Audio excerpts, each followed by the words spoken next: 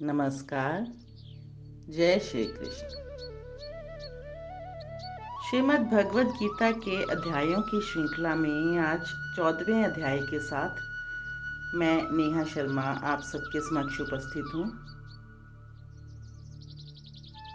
श्रीमद् भगवद गीता के 14वें अध्याय का नाम गुणत्रय विभाग योग है। ये विषय समस्त वैदिक, दार्शनिक और पौराणिक तत्व चिंतन का निचोड़ है। इस अध्याय में श्री कृष्ण अर्जुन को उपदेश देते हुए योग गुरुओं द्वारा प्राप्त परम ज्ञान के बारे में बताते हैं कि वह बीज देने वाले पिता हैं और प्रकृति गर्भ है। सभी प्राणी दोनों के संयोग से उत्पन्न होते हैं। भौतिक प्रकृति के सत्व, रज, तम नामक 3 गुण त्रिकों की अनेक व्याख्याएं हैं। अन्य शब्दों में भौतिक प्रकृति 3 गुणों से बनी है: सतोगुण, रजोगुण और तमोगुण। ये तीनों गुण व्यक्ति के स्वभाव पर आधारित होते हैं।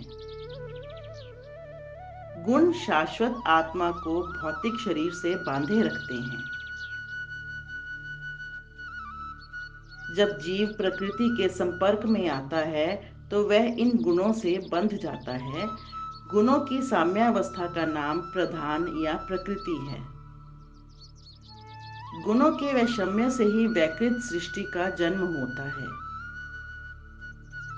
सत्व ज्ञान और आनंद के प्रति आसक्ति से, राजस जुनून और गतिविधि से, और तमस आलस्य और नींद से बांधता है।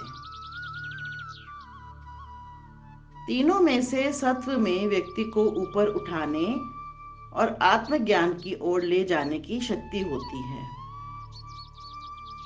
क्योंकि ये ज्ञान से जुड़ा होता है। अन्य 2 गतिरोध पैदा करते हैं या किसी व्यक्ति को नीचे खींचते हैं।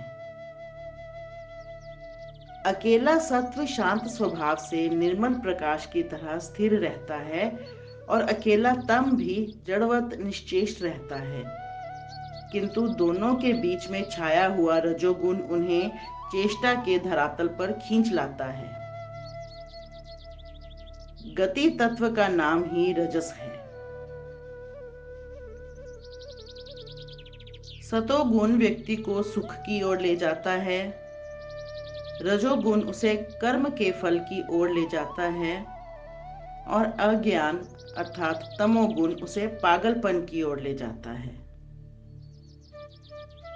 कभी कभी रजोगुण प्रमुख हो जाता है और सत्व गुण को परास्त कर देता है, और कभी कभी सतोगुण रजोगुण को हरा देता है, और कभी कभी तमोगुण सतोगुण और रजोगुण को हरा देता है। इस प्रकार वर्चस्व की होड़ सदैव लगी रहती है। जब देहधारी प्राणी इन सब गुणों को पार करने में सक्षम हो जाता है तो वह जन्म, मृत्यु, बुढ़ापा और उनके कष्टों से मुक्त हो सकता है और इस जीवन में भी अमृत का आनंद ले सकता है। श्री कृष्ण कहते हैं, जो व्यक्ति पूर्ण भक्ति में संलग्न है, जो किसी भी परिस्थिति में नीचे नहीं गिरता है, वह तुरंत भौतिक प्रकृति के गुणों को पार कर जाता है और इस प्रकार ब्रह्म के स्तर पर आ जाता है। और मैं निर्विशेष ब्रह्म का आधार हूँ, जो परम सुख की संवैधानिक स्थिति है और जो अमर, अविनाशी और शाश्वत है। जय श्री कृष्ण।